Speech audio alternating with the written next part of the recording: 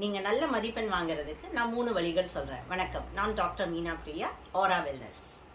Practice to perfection, பயிற்சி நல்வினையாக்கும். வாய் விட்டு படிங்க, படித்ததை எழுதி பாருங்க, அப்போ தான் ஆழமாக மனசில் பதியும். மசில் மெமரி அப்படின்னு ஒரு கான்செப்ட் இருக்குது. நம்ம ஒரு விஷயத்தை பல முறை திரும்ப திரும்ப பண்ணிகிட்டே இருந்தோம் அப்படின்னா அது நம்ம ஆழ் மனசில் பதிஞ்சு அந்த வேலையை நம்ம திரும்ப செய்யும் போது பிரெயின்லேருந்து கமாண்டை எதிர்பார்க்காம மசிலே அந்த வேலையை தன்னிச்சையாக செஞ்சு முடிச்சிடும்.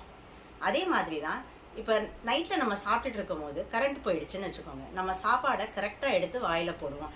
அதுக்கு பிரெயின்லேருந்து ஒரு கமாண்டை எதிர்பார்க்காது நம்மளோட கை. அதே மாதிரி ஒரு டைம் நீங்கள் எழுதி முடிச்சிட்டீங்க அப்படின்னா அது நம்மளோட ஆழ் மனசில் பதிஞ்சிடும். அப்போ அந்த கான்செப்ட் உங்கள் எக்ஸாமில் வரும்போது உங்களால் அருவி மாதிரி உங்கள் தாட் ப்ராசஸ் கொடுத்தோம். உங்களால் எல்லா கொஷின்ஸையும் ஈஸியாக ஆன்சர் பண்ண முடியும். இந்த டெக்னிக்கை நீங்கள் மாஸ்டர் பண்ணிட்டீங்கன்னா பர்ஃபெக்ட் ஸ்கோர் நிச்சயம். பயிற்சி நல்வினையாக்கும். இரண்டாவது வழி, உணவை உறுதி செய். என்னதான் படித்தாலும் அது மனசில் பதியணும்.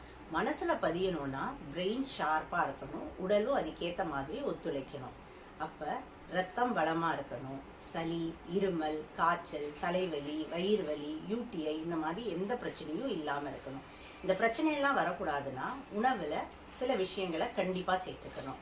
அதில் முதல்ல வல்லாரைக்கீரை, முருங்கைக்கீரை, இதை பொரியலாவோ சூப்பாவோ வாரத்தில் 2 முறையாவது எடுத்துக்கணும். வேக வச்ச வேர்க்கடலை, சக்கரவள்ளி கிழங்கு டயட்டில் சேர்த்துக்கிற மாதிரி பார்த்துக்கோங்க. முட்டை, வஞ்சிர மீன் ரொம்பவே நல்லது. இது மட்டும் இல்லாமல் தண்ணீரோட அளவு மிக முக்கியம். வாரத்தில் ஒரு டைம் வெளியே போகிற மாதிரி இருந்ததுன்னா இளநீர் பருகிற மாதிரி பார்த்துக்கோங்க. உடலில் வேற எந்த பிரச்சனையும் வராது. வயிறு கோளாறு கண்டிப்பாக வராது. வெளியில் சாப்பிட்ற பழக்கத்தை அறவே நிறுத்திடுங்க. எக்ஸாம் முடிகிற வரையிலும் கடையில் வாங்குற மாவை பயன்படுத்தாமல் இருங்க. இதுவே உங்கள் உடல் நலத்தை மட்டும் இல்லை, நோய் எதிர்ப்பு சக்தியையும் நல்லா பாதுகாக்கும். இப்போ 3வது வழி, சாந்தம் இல்லைன்னா சென்டம் இல்லை.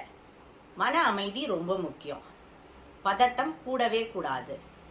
ஒரு 2 மணி நேரம் படிச்சிங்கன்னா ஒரு 15 மினிட்ஸ் ஆஃப் ரிலாக்ஸேஷன் மிகவும் முக்கியம். இந்த ரிலாக்ஸேஷனில் என்ன பண்ணலாம்? நமக்கு தெரிஞ்ச ப்ரீதிங் டெக்னிக் பண்ணலாம். ஏதாவது ஸ்லோகம் தெரியும்னா ஸ்லோகத்தை உச்சரிக்கலாம். வெளியே போய் ஃப்ரெண்ட்ஸோட பேசலாம். ஒரு 5-6 டைம் சூரிய நமஸ்கார் பண்ணலாம். இல்லைன்னா டிவியில் ஒரு 5-10 மினிட்ஸ் ஏதாவது காமெடி சீன்ஸ் பார்க்கலாம். இந்த மாதிரி ரிலாக்ஸேஷனுக்கும் முக்கியத்துவம் கொடுங்க. அப்போ தான் பிரெயினில் அனாலிட்டிக்கல் திங்கிங் அப்படின்றது ஈஸியாக நடைபெறும். பிளானிங் அண்ட் எக்ஸிக்யூஷன், திட்டமிட்ட அணுகுமுறை, திறமையான செயல் ரெண்டும் இருந்தால் கண்டிப்பாக அசைக்க முடியாத வெற்றி நிச்சயம். இந்த 3 வழிகளையும் நீங்கள் ஃபாலோ பண்ணீங்கன்னா 10th 12th தேர்வு மட்டும் இல்லைங்க, வாழ்க்கை என்ற தேர்வில் கூட வெற்றி கண்டிப்பாக நிச்சயம். நன்றி.